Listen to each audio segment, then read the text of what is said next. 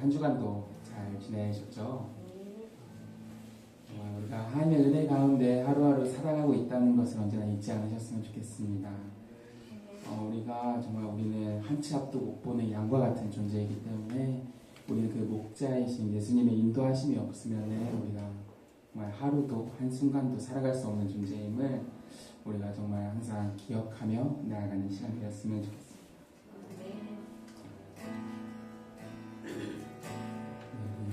이 찬양 함께 나누면서 시작하도록 하겠습니다. 내일 일은 난 몰라도 내일 일은 난 몰라요. 하루하루 살아요. 불행이나요 행함도 내 뜻대로 못해요. 험한 길 가고 하루 끝은 없고 보내요. 주님 예수 발레미사 내 손 잡아주소서. 내일은 난 몰라요. 장래일도 몰라요. 아버지여 날 붙드사 평탄한 길 주어. 내일 일은 난 몰라요. 내일 일은 난 몰라요. 하루하루 살아요. 불행이나요 행함도 내 뜻대로 못해요. 험한 길 가고 가도 끝은 없고 보내고 주님 예수 발레니사 내 손 잡아주. 내일 일은 난 몰라요. 내일 일은 난 몰라요. 장래일도 몰라요. 아버지여 날 붙드사 평탄한 길. 좁은 이길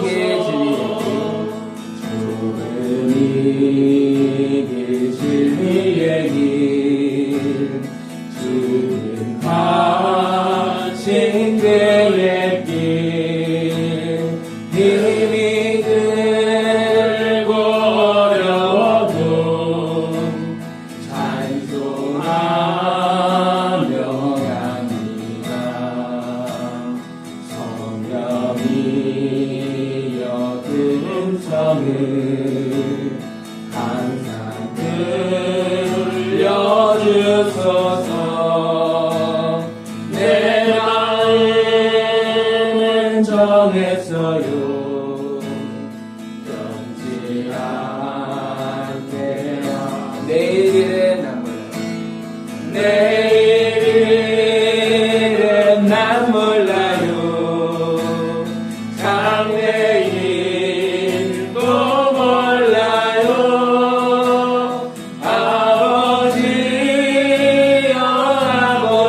아버지여 주신 소명 만왕의 왕 예수께서 이 세상에 오셔서 만 백성을 구속하니 참 구주가 되시. 순교자의 분을 받아 나의 지키고 순교자의 신앙 따라 이복음을 전하세. 불과 같은 성령이여 내 맘에 항상 계셔. 천국하는 그날까지 주여 지켜주. 불과 같은 성령이여 불과 같은 성령이여 내 맘에 항상 계셔.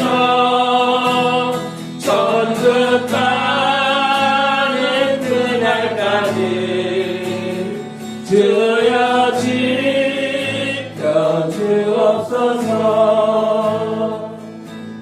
내일 일은 난 몰라요.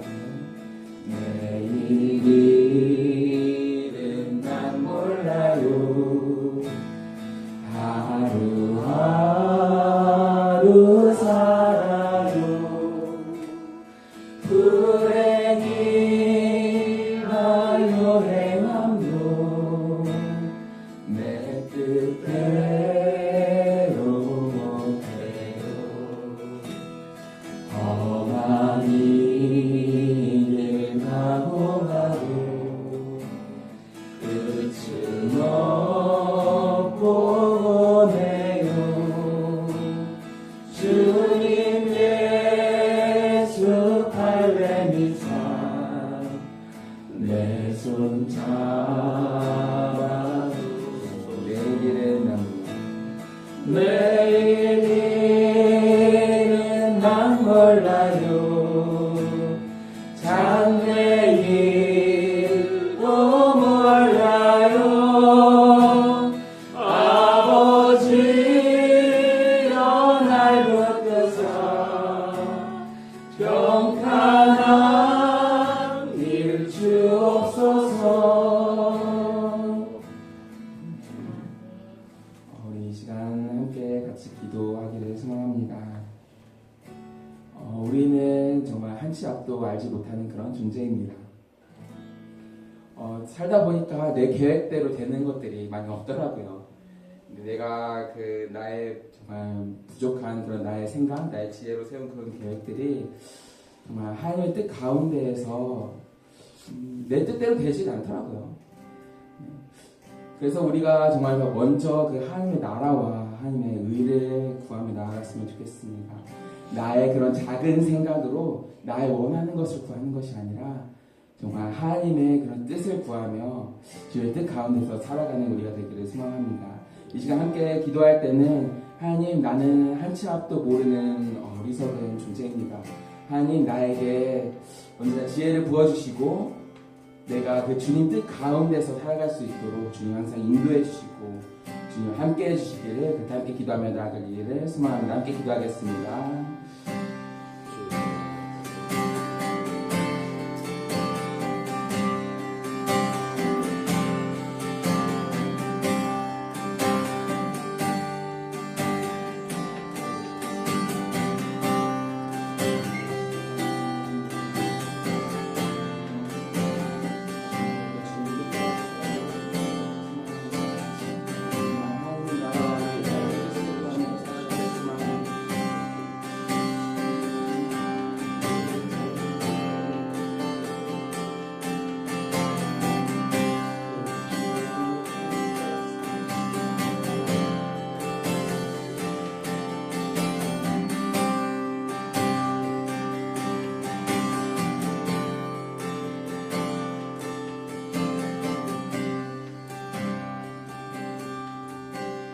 먼저 그 나라와 의를 구하라.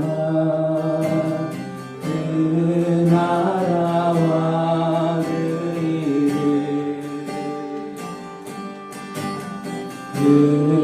그리하면 이 모든 것을 너희에게 더하시리.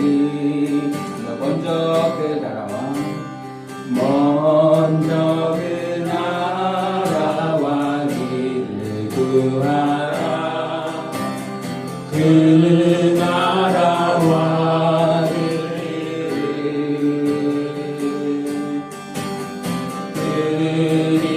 그리하여 이 모든 것을 너희에게 더하시리.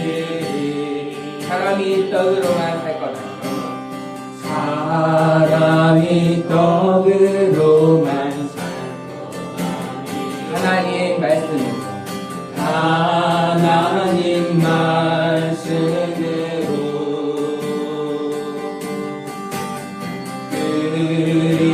그리하면 이 모든 것을 너희에게 더하시리. 구하라 그리하면 주실 것이요 구하라 그리하면 주실 것이요 찾으라 찾을 것이요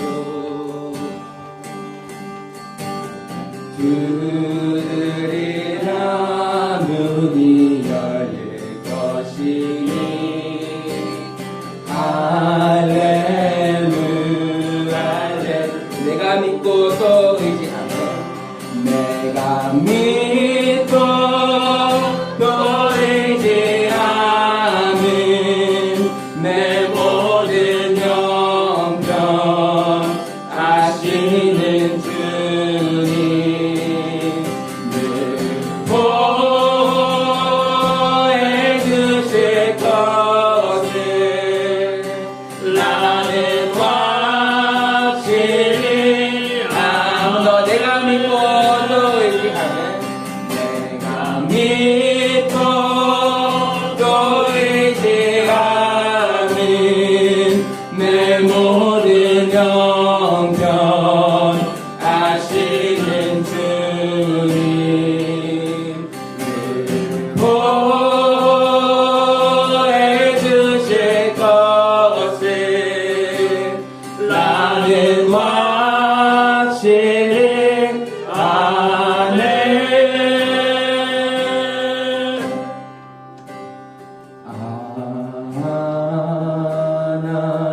하나님의 은혜로 있을 데 없는 자 왜 분속하여 주는지 난 알 수 없도. 하나님의 은혜로 하나님의 은혜로 있을 데 없는 자 왜 구속하여 주는지 난 알 수 없도. 2절입니다. 왜 내게 굳센 믿음과 왜 내게 굳센 믿음과 또 복음 주셔서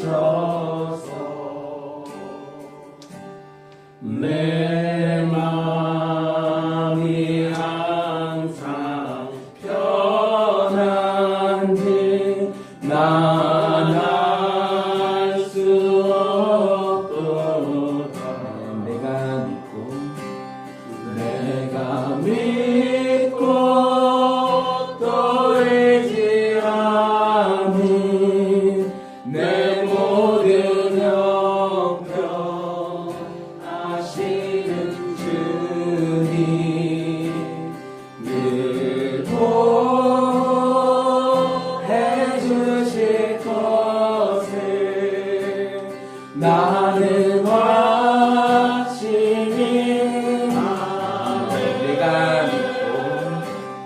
내가 믿고 또 의지하는 내 모든 형편 아시는 주님 늘 보호해 주실 것을 나는 확실히 내가 믿고 또 의지하는 내가 믿고 또 의지함은 내 모든 형편 아시는 주님 늘 보호해 주실 것을 나는 확실히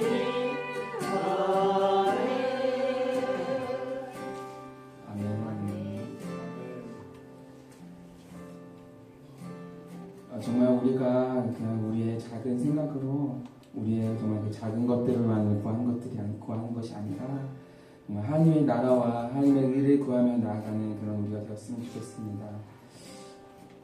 우리가 그렇게 하나님 앞에 우리의 삶을 내어 맡길 때 내 모든 형편을 아시는 주님께서 정말 모든 것을 우리에게 주실 것을 우리가 또한 믿으며 나아가기를 소망합니다.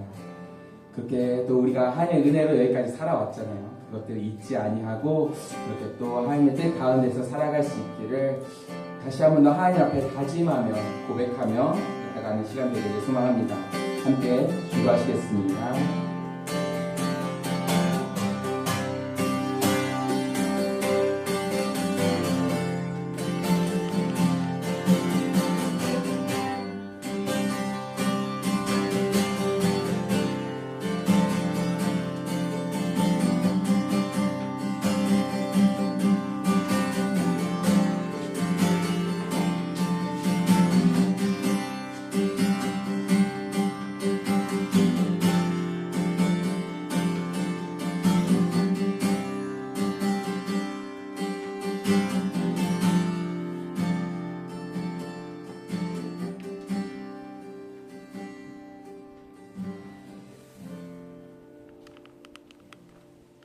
우리 주 예수 그리스도의 은혜와 하나님의 사랑과 성령의 기통하심이 여러분 함께 하시기를 축복합니다.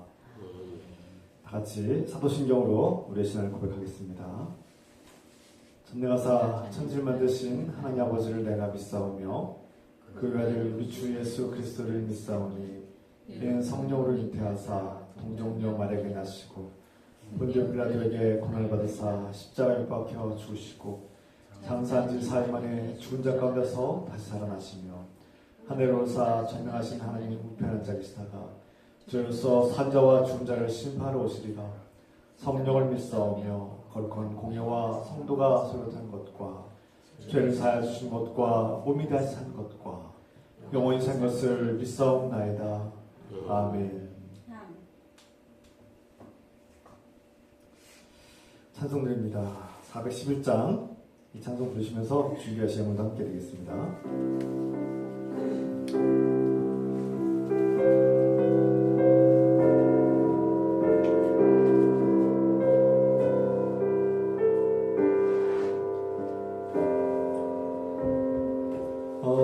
내 맘속에 잠든 평화 있네 주 예수가 주신 평화 시험 닥쳐와도 흔들리지 않아 귀하다 이 평안아 주가 항상 계셔 내 맘속에 주가 항상 계셔 기쁘다 주 나의 맘에 계셔 위로하시네 어찌 내가 주를 떠나 살까 이 귀한 평화 내가 받고 보니 내 슬픔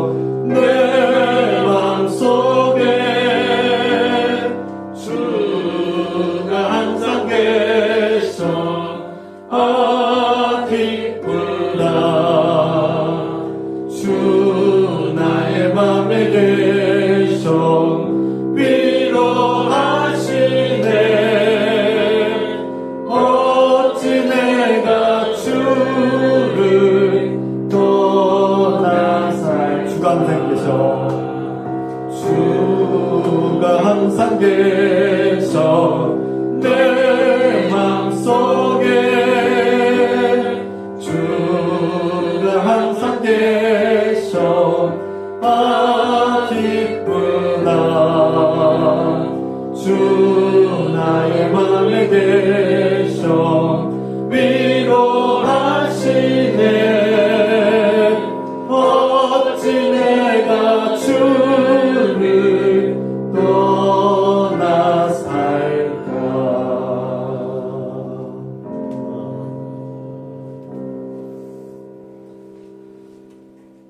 이상호 권사님께서 기도하시겠습니다. 사랑하는 하나님 아버지, 주님을 찬송하고 경배합니다.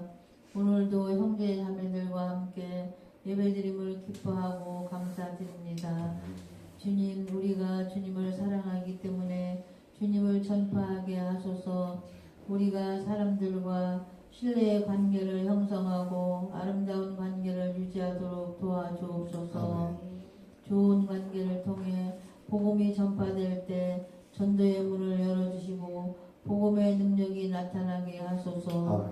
주님, 오늘도 주님의 자녀들을 사랑으로 돌봐주시고 날마다 필요한 것들, 건강, 복된 관계, 경제적 필요를 풍성하게 내려주옵소서.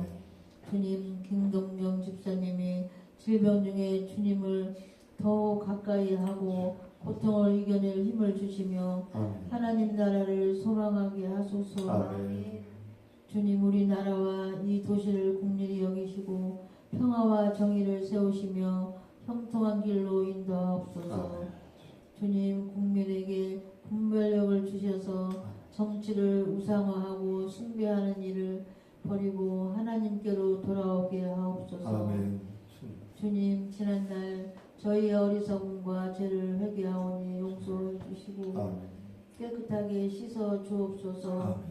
주님께서 우리의 죄와 잘못을 용서하신 것처럼 우리도 다른 사람을 용서하며 살게 하옵소서. 오늘도 주님 안에서 하나님 나라를 이루게 하옵소서. 예수 그리스도의 이름으로 기도드립니다. 아멘.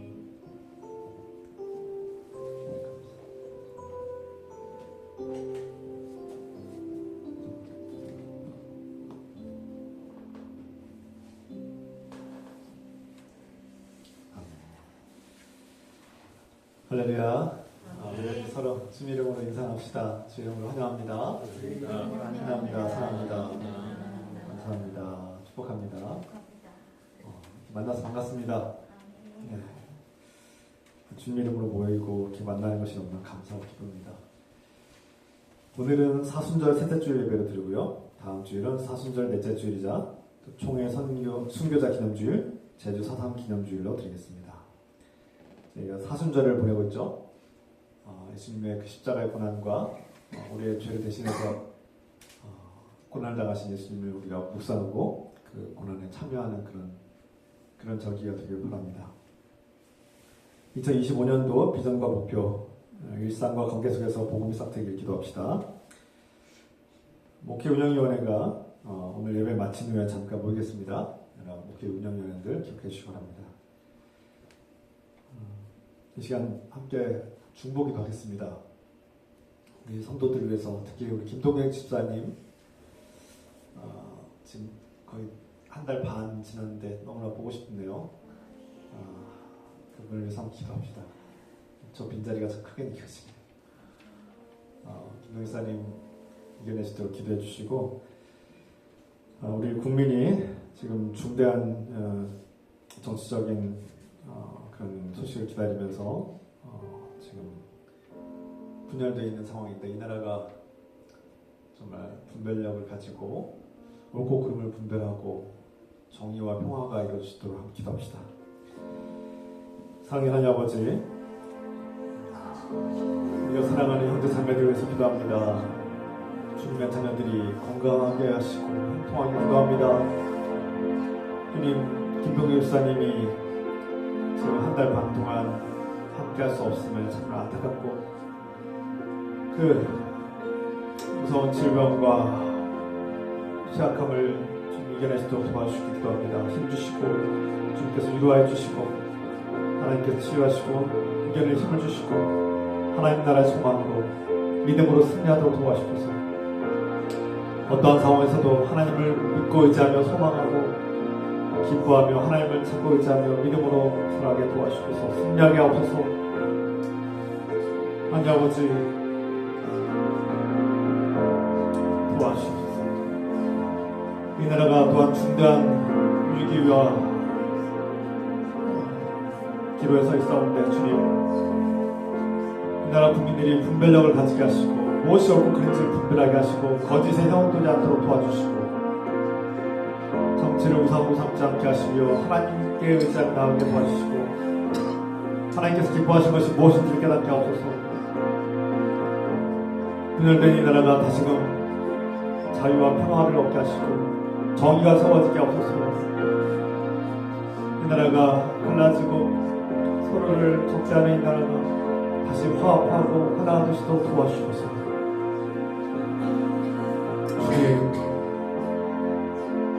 주님의 도움이 필요합니다. 주님께서 지켜주시고 주님께서 이 나라를 불쌍히 여주셔서 올바른 길로 복되고 형통한 길을 인도하여 주시길 구합니다.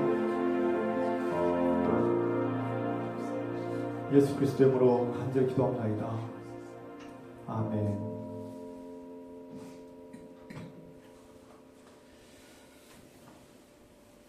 이 시간 하나님께서 우리에게 주시는 말씀 다 같이 자리에서 일어나셔서 야고보서 2장 1절에서 10절 말씀 함께 있습니다. 하나님의 말씀입니다.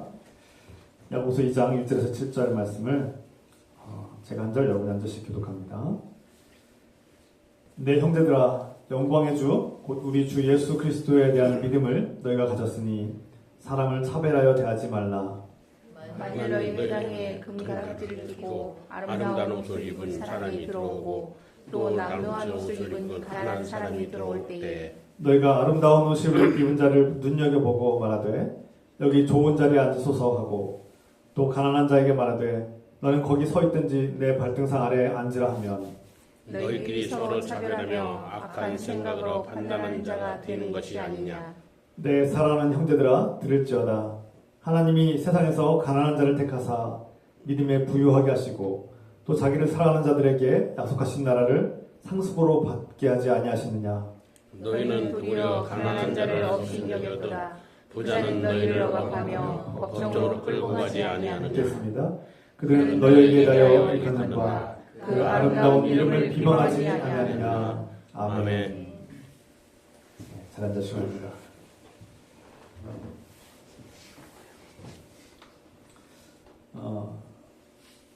저는 꿈꿉니다. 저에게 꿈이 있습니다. 하나님 나라, 하나님께서 기뻐하시는 그런 교회를 세우는 꿈을 꿉니다. 저는 이 꿈을 오래전부터 가지고 있고 지금도 꿈을 꿉니다. 우리가 이 하나님께서 세우신 이 공동체가 서로 존중하고 사랑으로 섬기며 자유와 정의를 사랑하고 평화를 세우는 그런 공동체가 되기를 꿈꾸고 있습니다. 저는 날마다 이 꿈을 잊어본 적이 없는 것 같습니다. 많은 사람들이 하나님 말씀을 기뻐하고 그 말씀을 삶에 적용하고 그 삶이 변화되어서 가정이 변화되고 일터가 변화되고 사회가 변화되는 꿈을 꿉니다. 저는 이 꿈을 한 번도 놓아본 적이 없습니다. 지금은 비록 작고 연약하지만 우리 공동체가 복음으로 다시금 일어서고 갈등과 상처와 아픔을 딛고 일어서서 다시금 예수 그리스도 안에서 성장하고 성숙하고 부흥하기를 꿈꿉니다. 저는 이 간절한 바람이 있습니다. 이 꿈이 있기 때문에 날마다 이 사명감을 가지고 살고 있습니다. 여러분들은 꿈이 있습니까? 우리가 꿈 하면은 어린 시절에 어떤 직업을 나는 뭐 대통령이 될 거야, 나는 국회의원이 될 거야, 나는 뭐 의사가 될 거야, 이런 직업에 대한 어떤 그런 꿈을 꾸긴 하는데 그리스도인들이 꾸는 꿈은 달라할 것 같습니다.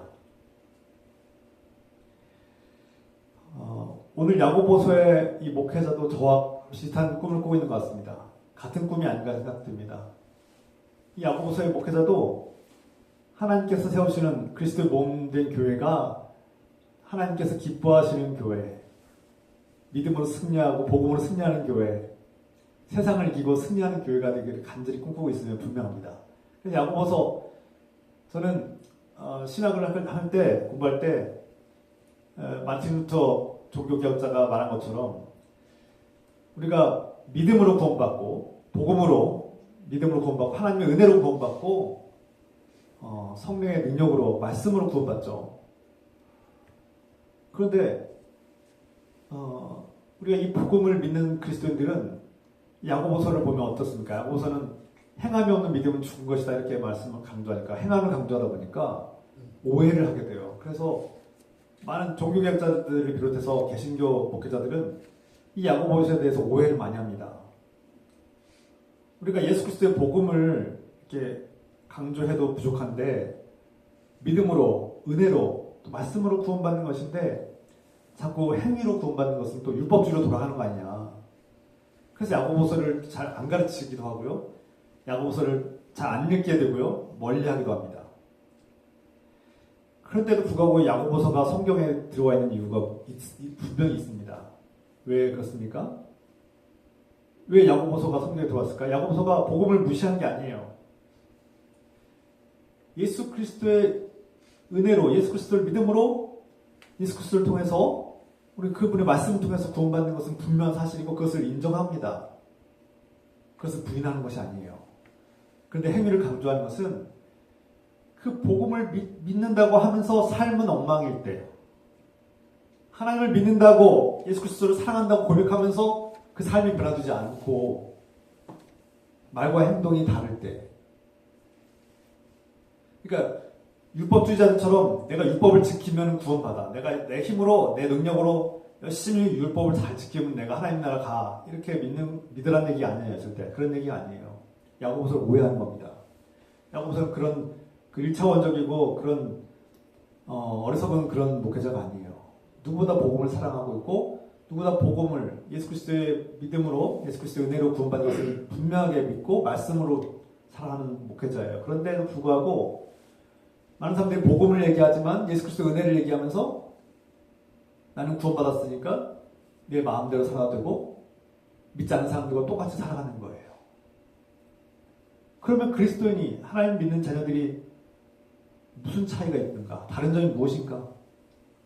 그리고 교회 공동체 예수님을 믿고 구원받은 자녀들로 하나님 예배하는 이 공동체가 자꾸 갈등을 일으키고 서로 다투고 싸우고 문제가 발생하는데 보니까 사람들이 복음을 믿고 받아들이게 했는데 삶에 적용하지 않으니까 그 복음을 삶에 적용하지 않으니까 계속 교회가 분열하고 갈등을 빚고 싸우고 교회가 무너지는구나. 이걸 발견한 겁니다.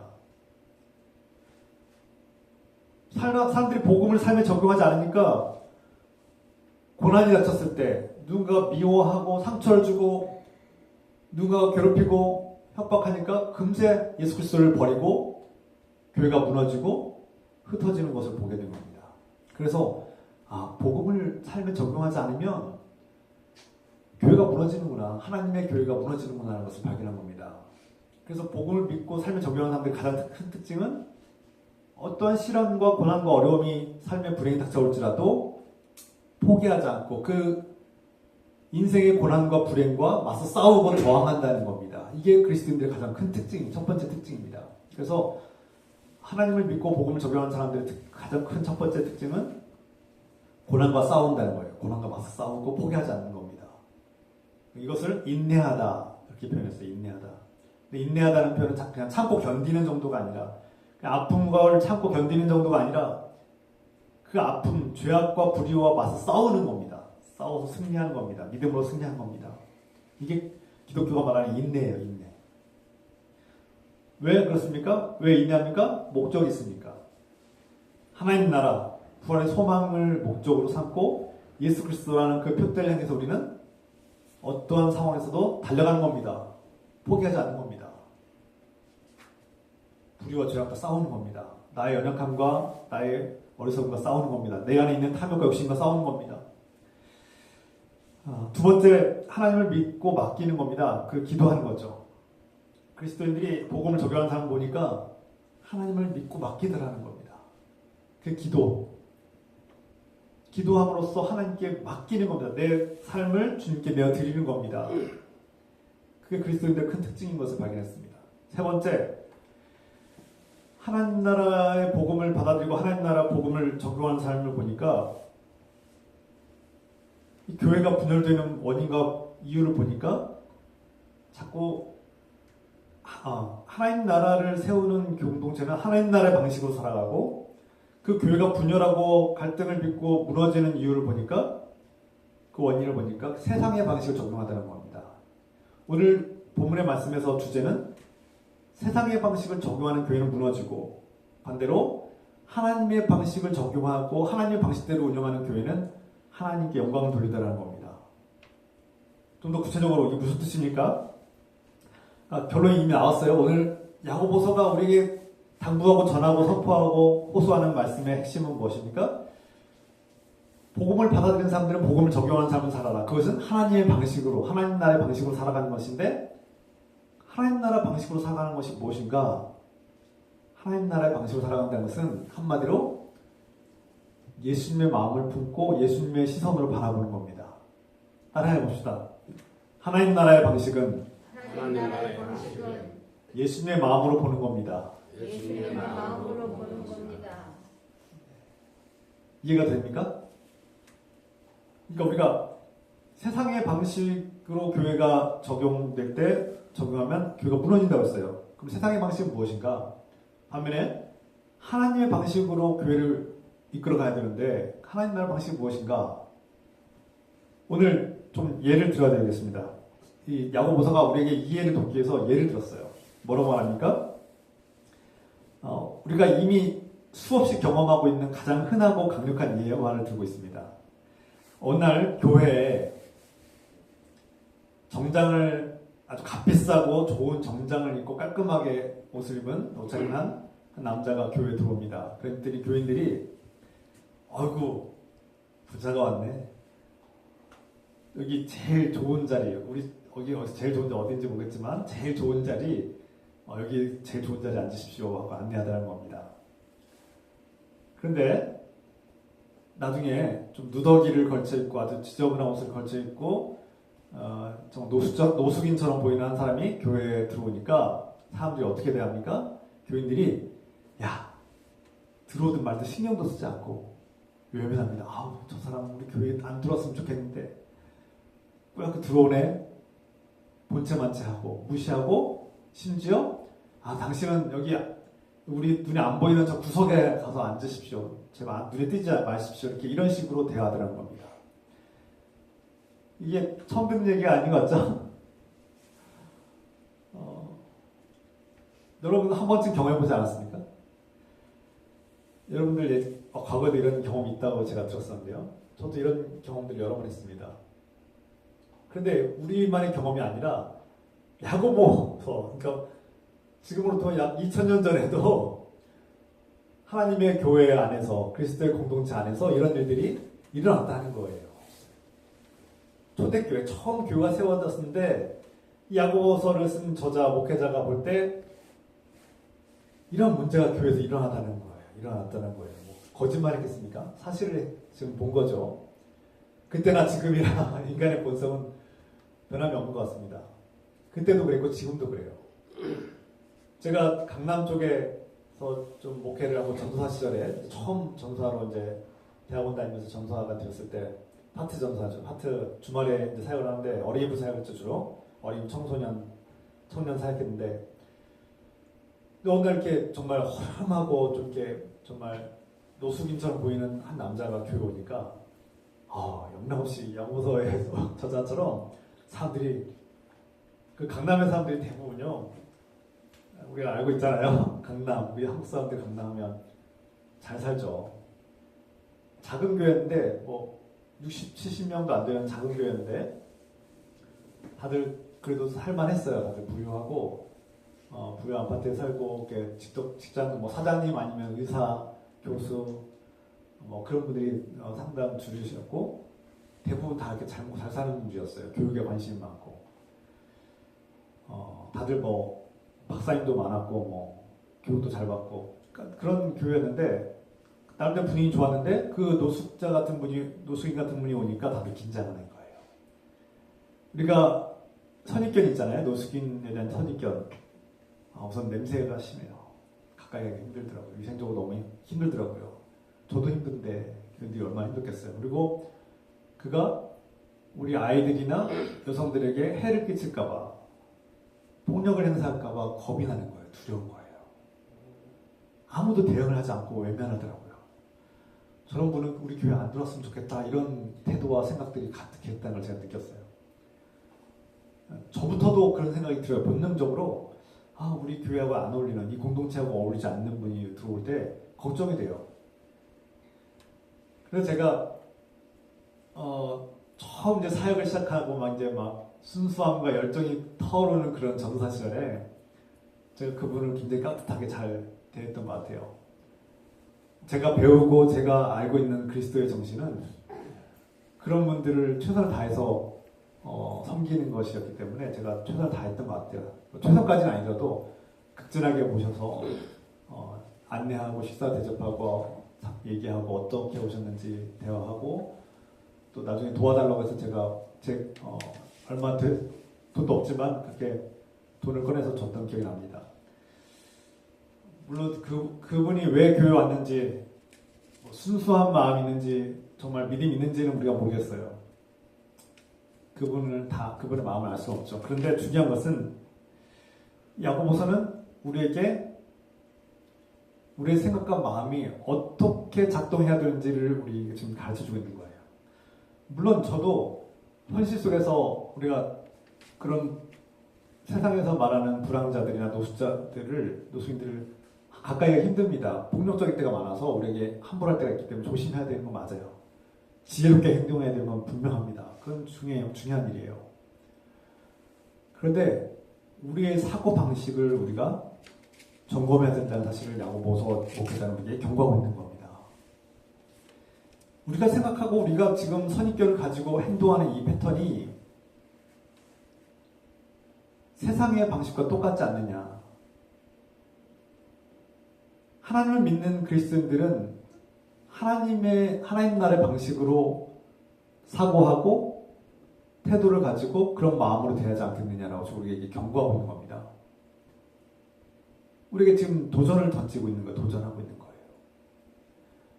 처음 교회, 초대교회도 지금 그랬는데 2000년 이상 지난 오늘날에도 2000년 가까이 지난 오늘날에도 지금 똑같은 현상이 펼쳐지고 있지 않나요? 야고보서는 이게 교회냐? 이런 모습이 하나님께서 말씀하시는 진정한 교회의 모습이냐? 라고 이게 지금 도전장을 던지는 겁니다.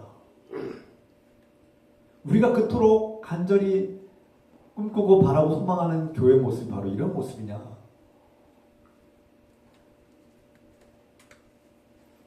깊이 생각하라는 겁니다. 그리고 더 충격을 주는 것은요. 야고보서 목회자는 지금 교회에서 벌어지는 이러한 현실에서 그냥 개탄하고 끝난 것이 아니라 바로 당신이 선입견을 가지고 무시하고 외면하고 함부로 됐던 차별했던 그 사람이 하나님 나라의 눈으로 예수 그리스도의 마음으로 보면 누구라고 말할 수 있는 겁니까? 그가 바로 하나님 나라의 시민권자고 너와 같은 형제 자매이고 하나님 나라를 물려받을 하나님의 자녀다.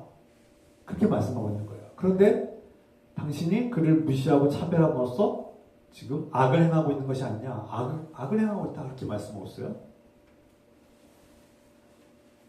4절 말씀에 너희끼리 서로 차별하여 악한 생각으로 판단하는 자가 된 것이 아니냐. 그 앞에 말씀하고 4절 말씀에 너희끼리 서로 차별하며 악한 생각으로 판단하는 자가 되는 것이 아니냐. 차별하는 것과 또 악한 생각, 그러니까 이 사고방식을 말씀하고 있는 거예요. 이 사고방식은 세상의 사고방식이고 그 세상의 사고방식은 악한 것이다. 하나님 나라의 사고방식이 아니다라는 거예요. 복음을 적용하는 삶이 아니라는 것을 지금 선포하고 있는 겁니다.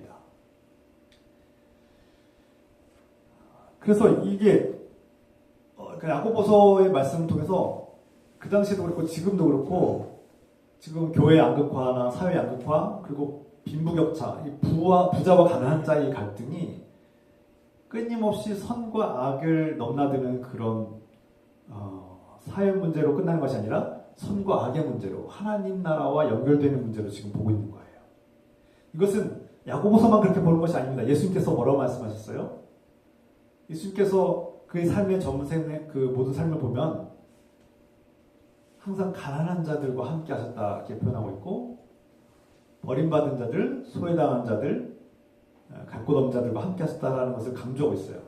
그리고 예수님께서 가난한 자들을 돌보는 일을 제자들에게 위임하시고 부탁하셨죠. 그뿐입니까? 성경에서 수없이 우리가 작고 연약한 자들을 돌보시고 함께 하시는 예수님의 그 사랑과 은혜를 그분의 특별한 사랑을 우리가 알 수 있죠.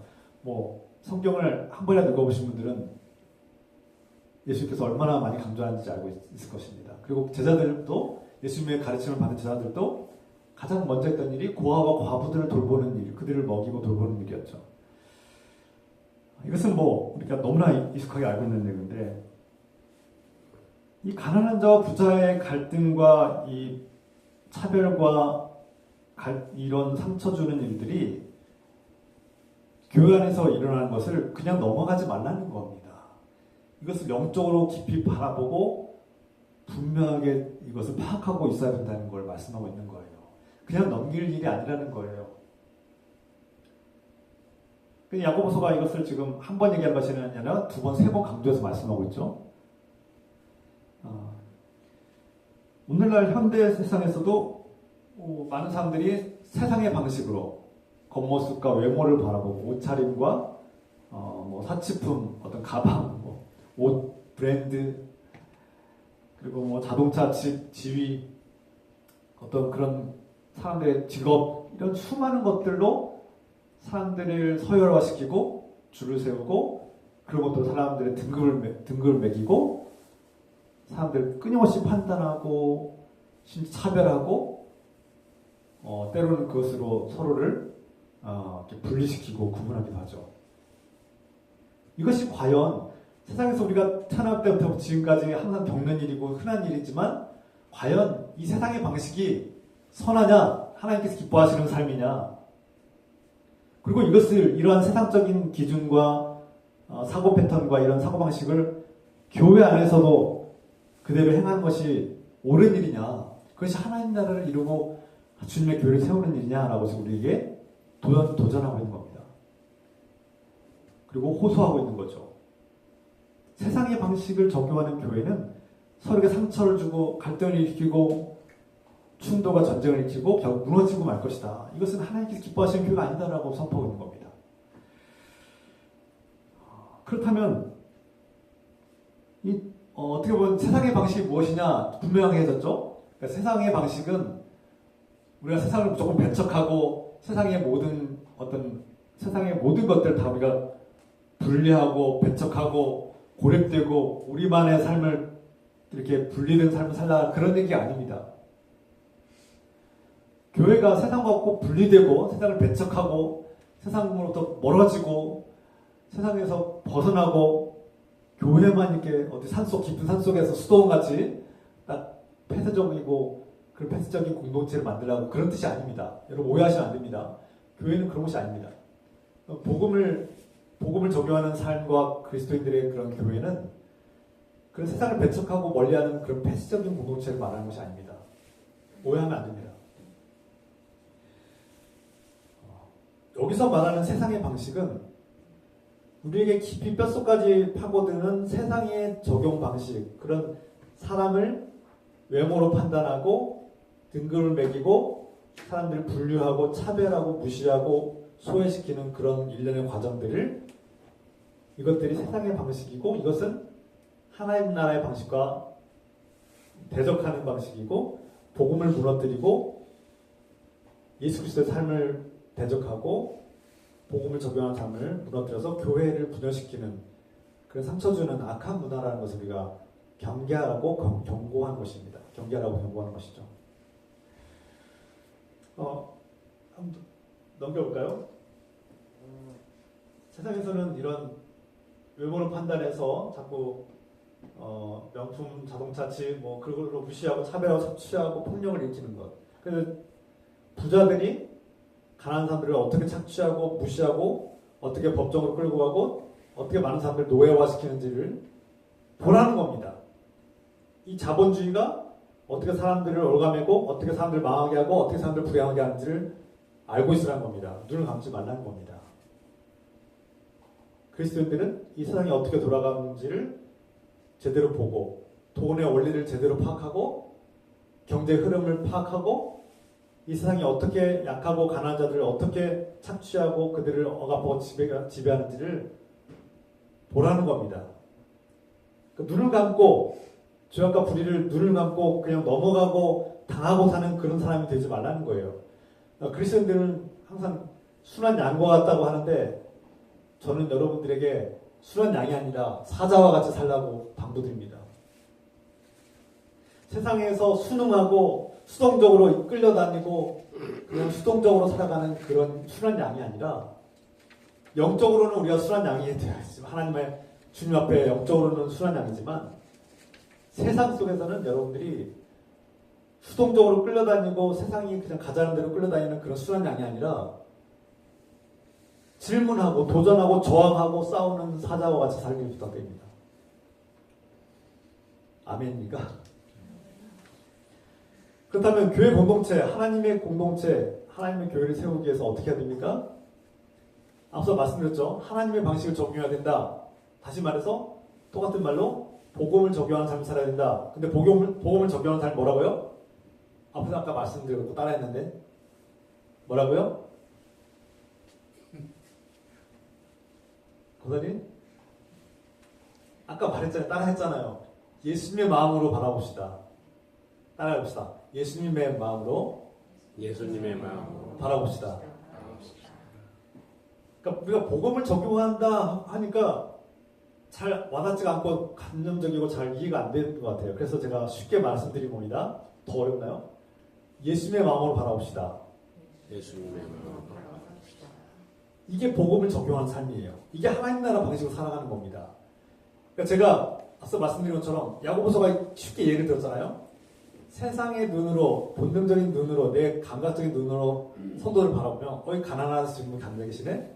저기 부자가 앉아 계시네? 이렇게 다 보여요.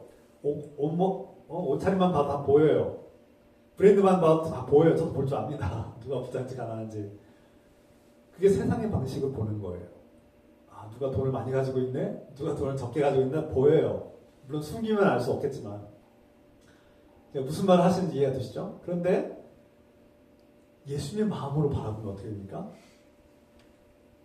저 힘없고 폐지를 줍고 건강도 약해서 나이가 많고 폐지 줍고 다니시는 저 연약한 분이 기도 잘 안 들으시는 분, 연로하신 분, 가난하신 분들이 세상의 눈으로 볼 때는 그렇지만 예수님의 마음으로 바라보고 예수님의 시각으로 바라보면 하나님 나라의 자녀예요.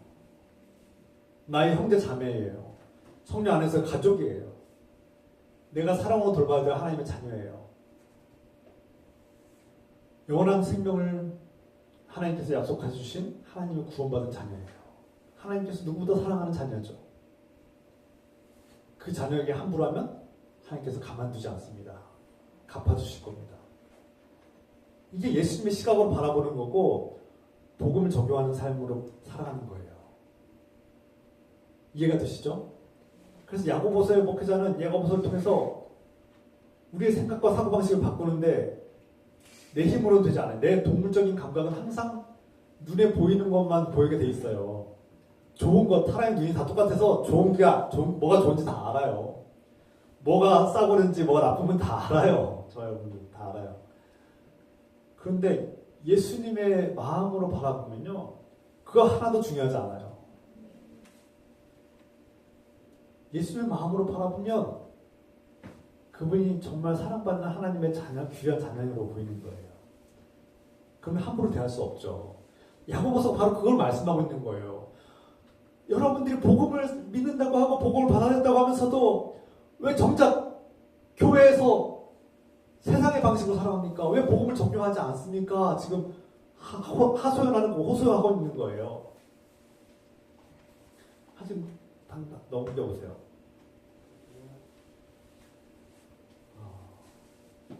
앞서 말씀드린 것처럼 하나님 나라 방식으로 살아갈 때 우리가 불의와 죄악에 저항해야 된다. 기도하고 맡겨야 된다. 세상의 방식에 저항해야 된다. 세상의 방식이 여러분들을 지배하지 않도록 저항해야 된다는 거예요. 넘겨보시다. 그 사진이 나올 텐데 다음 사람 사진 아까 앞에 있어. 야고보서는 지금 꿈꾸고 있는 겁니다. 딱 봐도 누가 부자고 누가 가난한 사람 우리는 본능적으로 우리의 눈은 다 똑같아요.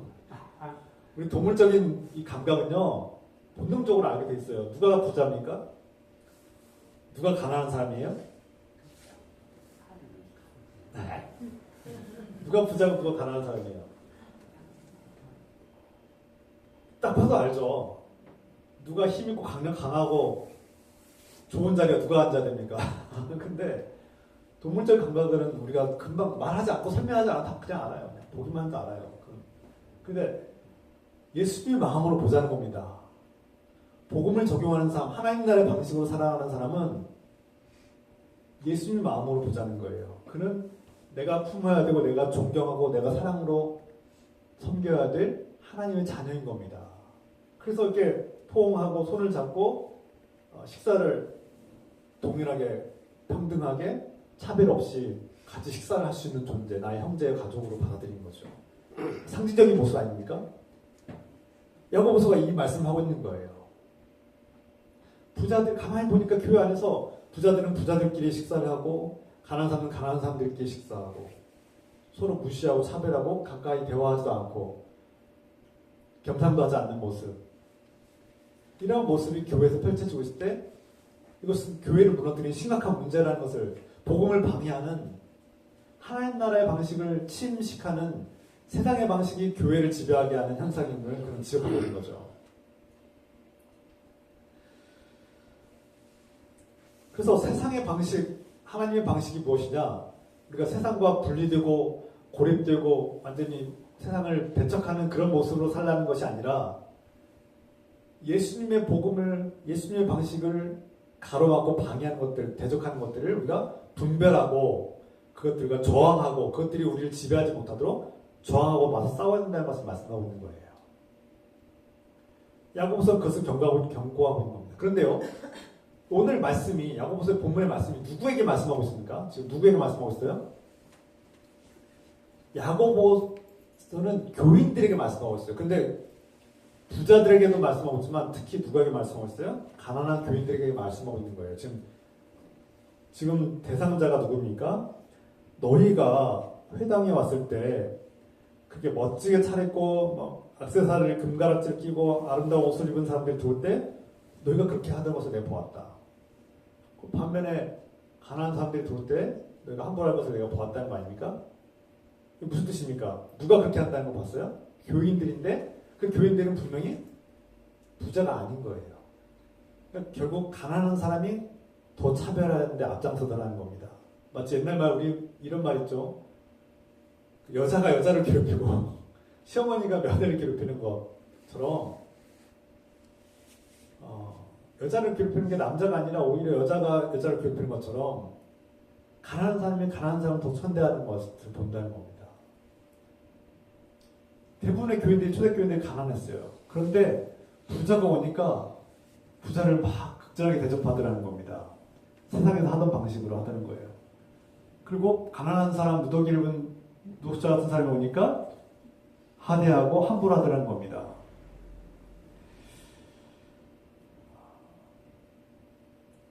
그래서 우리가 이것이 복음을 전면하는 삶이냐라고 경고하고 있는데 야고보는 바로 그 경고의 대상이 바로 가난한 교인들을 향해서 지금 말씀하고 있는 거예요. 가난한 교인이 오히려 세상의 방식으로 사고하고 가치관을 가지고 오히려 가난한 사람들 더 자신들의 방식으로, 세상의 방식으로 대우하고 가난한 사람들이 가난한 사람에게 상처를 주고 오히려 무시하고 차별하더라는 겁니다. 이것이 그 가난한 사람들에게 복음을 들어가지 못하도록 방해하고 구원의 길로 걷고 있는 사람들에게 걸림돌이 되더라는 거예요. 공동체를 세우는데 주님의 공동체를 세상과 전혀 다르지 않은 세상의 방식이나 교회의 방식이나 똑같아서 사람들이 교회나 세상이랑 똑같네라고 하는 그런 결과를 만들어내야 되는 겁니다. 이게 지금 개탄할 일이고 이게 지금 가슴 아프고 이 하나님의 교회를 무너뜨리는 가슴 아프고 슬픈 일이라는 거예요.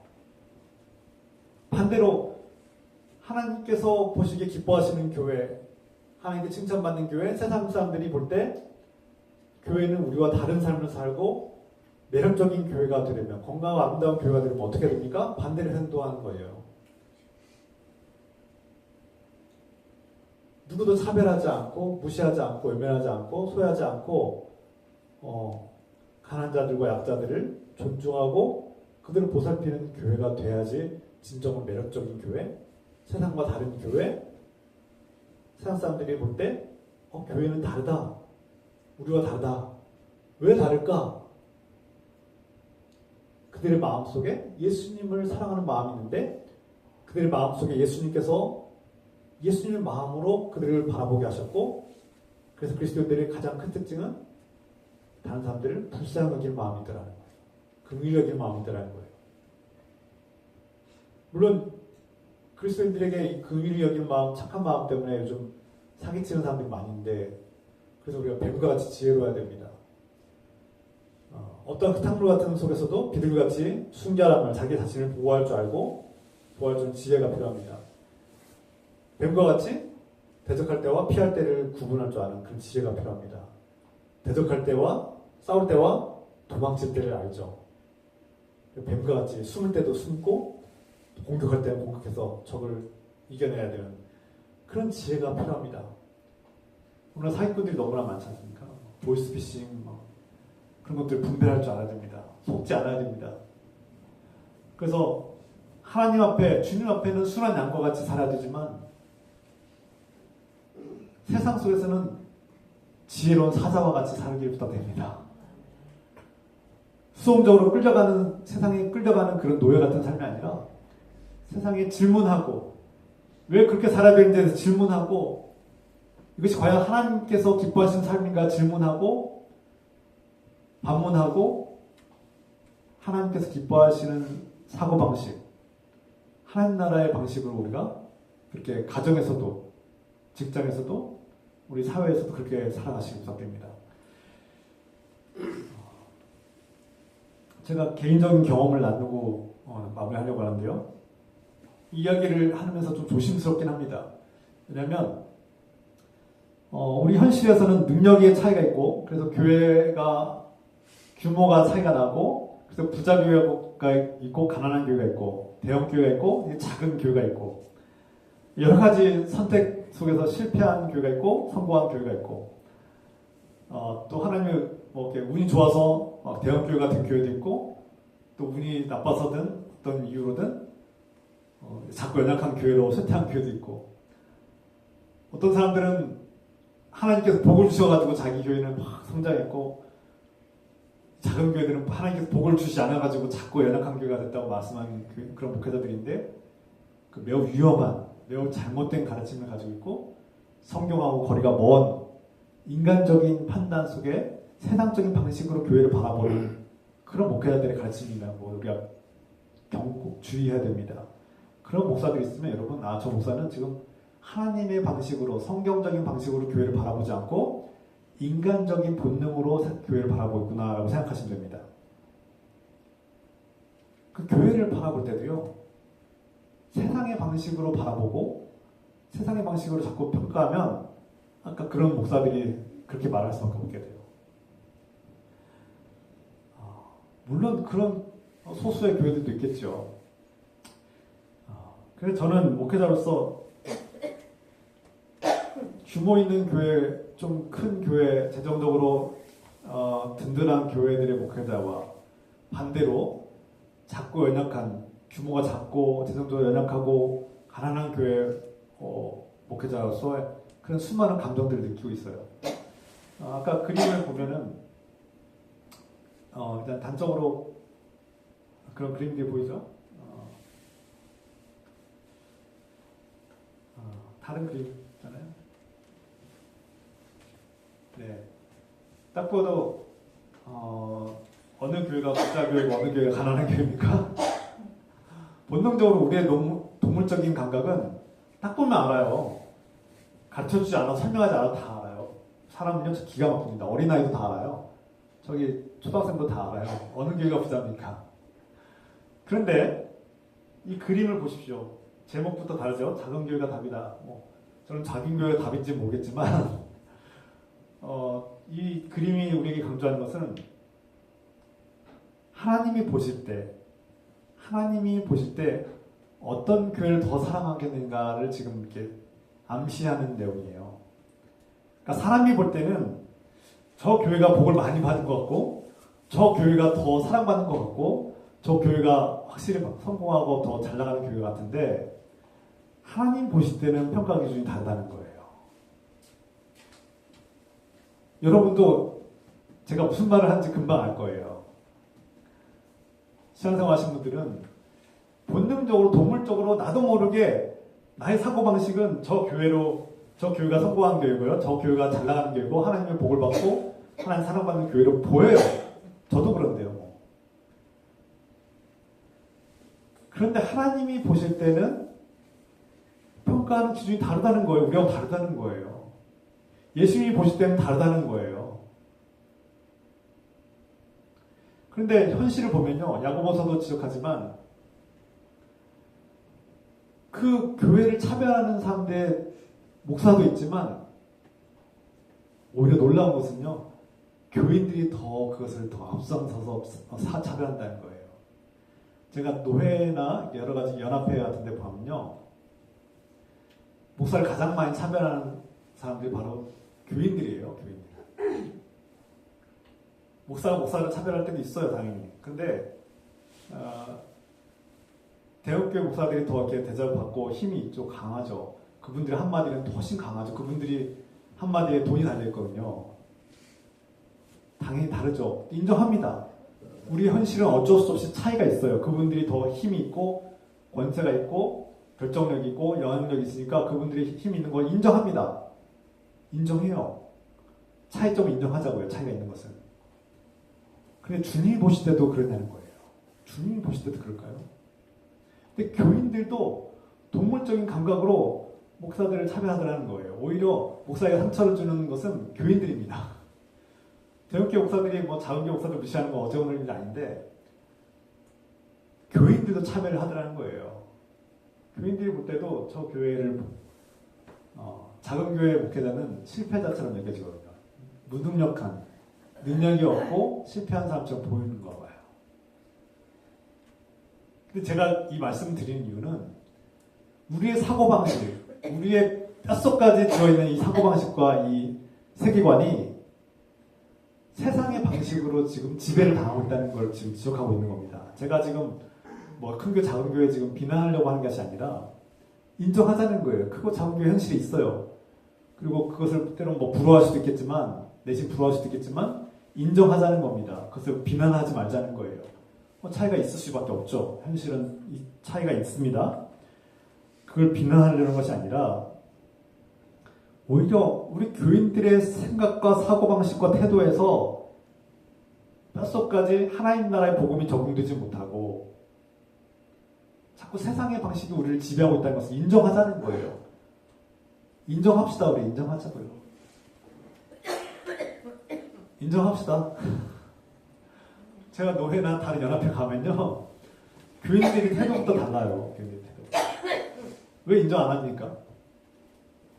아닌 것처럼 근데 다 그렇게 행동하세요. 진짜. 여러분들 생각해보세요. 여러분들 태도 한번 생각해보세요. 저 한 10,000명 정도 교회에서 목회하시는 목사님하고 한 10몇 명 이렇게 목회하는 저 같은 목사하고 악수할 때부터 인사할 때부터 태도 달라요. 근데 야고보서는 그렇게 하지 말라는 거예요. 그렇게 하면 교회 부러진다는 거예요. 여러분들의 사고방식과 생각과 태도 방식이 세상과 다를 게 뭐가 있냐는 거예요. 그래서 야고보서의 목회자는 지금 교회가 무너지는 원인과 이유를 분명 극명하게 노골적으로 얘기하고 있는 거예요. 옷차림이 멋있고 아름다운 사람이 들어오니까 좁은 자리로 안내하더니 냄새나고 노숙인 같은 사람이 들어오니까 앉든지 말든지 신경도 쓰지 말고 피하더라는 겁니다. 그게 우리의 본능 아닙니까? 세상의 사고방식으로 지배당하는 교회는 무너진다는 겁니다. 그런 교회가 어떻게 하나님의 복음을 살릴 수 있는 교회가 되냐? 우리 삶이 복음을 적용하지 않기 때문에 복음을 받아들였다, 예수 그리스도 믿는다, 찬양한다, 주님 사랑합니다라고 고백하면서도 삶이 변하지 않는다는 겁니다. 그래서 야고보서는 그런 복음을 머릿속에만 있는 복음으로 살아가는 삶 그리스도인들에게 경고하고 지금 뼈아프게 지금 말씀하고 있는 겁니다. 그런 믿음은 죽은 것이다. 그런 믿음은 죽은 것이다.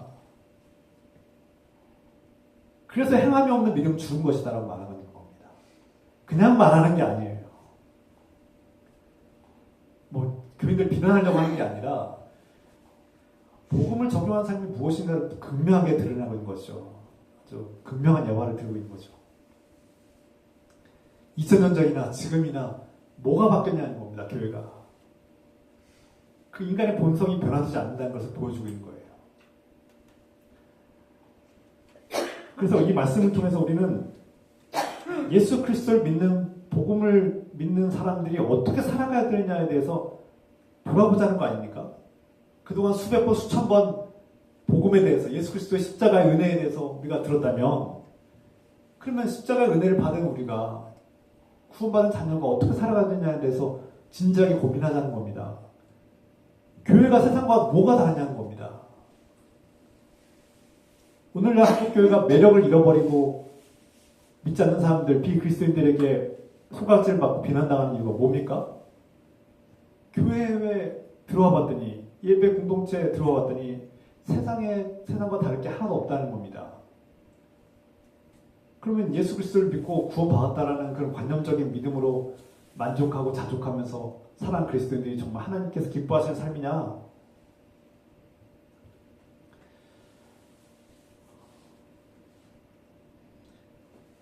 우리가 세상에서는 하나님 나라의 방식으로 예수님의 마음으로 바라보는 것을 훈련해야 되는데 먼저 내 배우자, 내 가족들을 바라볼 때 예수님의 마음으로 바라보면 내 마음속에 그를 향한 수많은 평가와 그를 향한 판단들이 그에게 이제 내 배우자나 내 자녀들을 바라볼 때 세상의 기준을 바라보면 계속 평가하지 않습니까?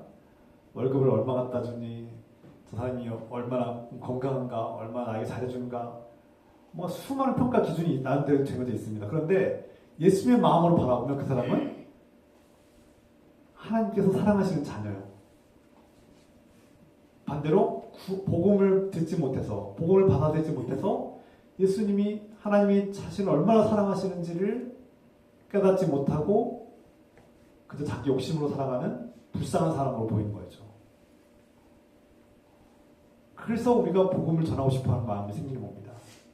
그냥 교회에 데려와서 자리 채우려고 하는 것이 아니라, 교회 커지려고 규모를 크게 하려고 전도하는 것이 아니라, 복음을 알지 못하는 내 남편, 내 아내가, 내 자녀가 너무나 가슴이 아픈 거예요.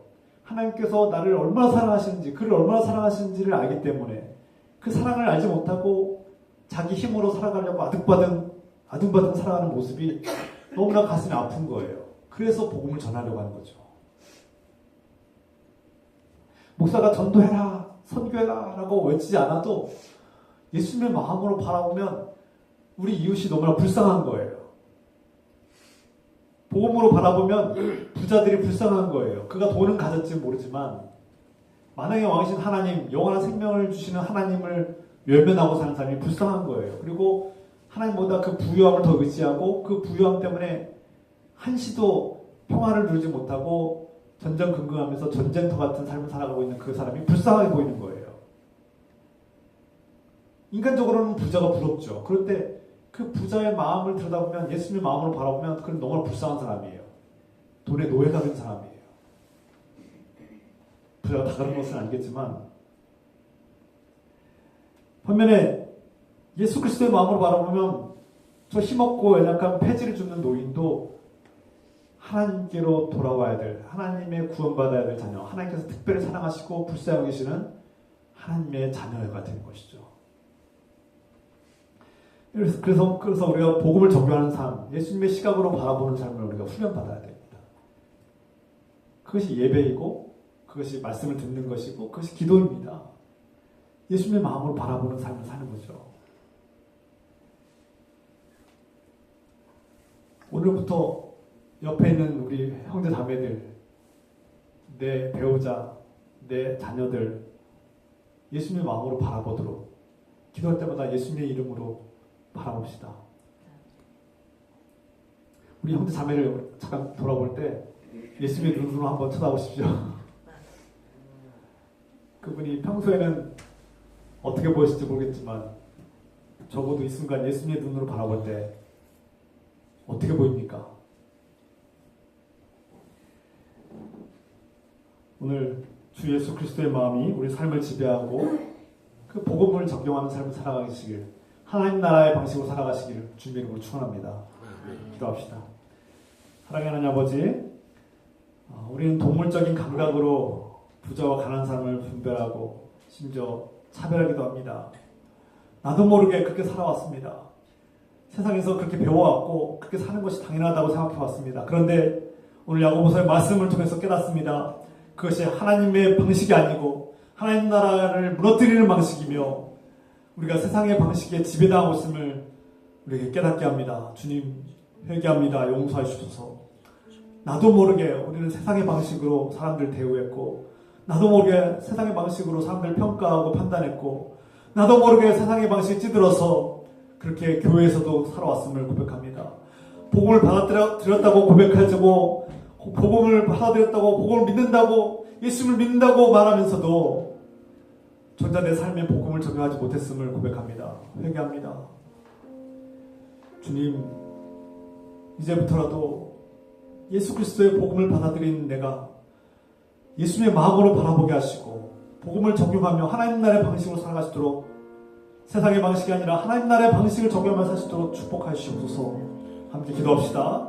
주여, 주여, 하나님 아버지, 주여,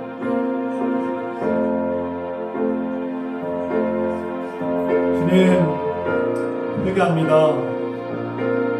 주님, 이 말씀을 통해서 내가 세상의 방식으로 살아왔음을 고백합니다.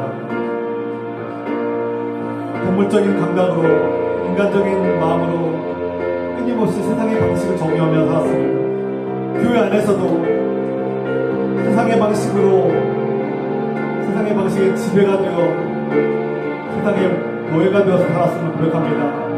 복음을 믿는다고, 수십 년 동안 예수 믿는다고 살아왔음에도 불구하고 여전히 나도 모르게 차별하고 평가하고 판단하고 함부로 대하지 않았는가, 상처 주지 않는가 돌아보게 됩니다. 하나님의 방식으로 살지 못했고 복음을 적용하지 못했습니다. 이제부터라도 하나님의 말씀으로 복음을 적용하며 하나님 나라의 방식으로 살아가시도록 도와주시옵소서. 거듭나게 하여 주시옵소서. 우리 교회가 세상과 다른 교회, 세상과 다른 모습, 세상과 차별된 교회가 되게 하시고 예수 그리스도의 마음으로 바라보며 서로를 불쌍히 여기는 마음, 긍휼히 여기는 마음으로 대하게 하옵소서. 나의 배우자를, 나의 자녀들을, 나의 부모를 긍휼히 여기는 마음으로 바라보게 하옵소서.